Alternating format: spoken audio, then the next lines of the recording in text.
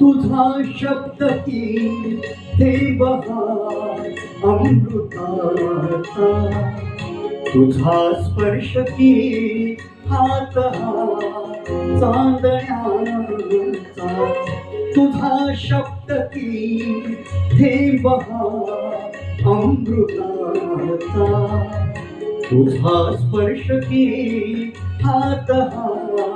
चांदण्याचा, उगा लाजण्याचा किती हा बहाणा, शब्द रूप आले मुक्या भावनांना,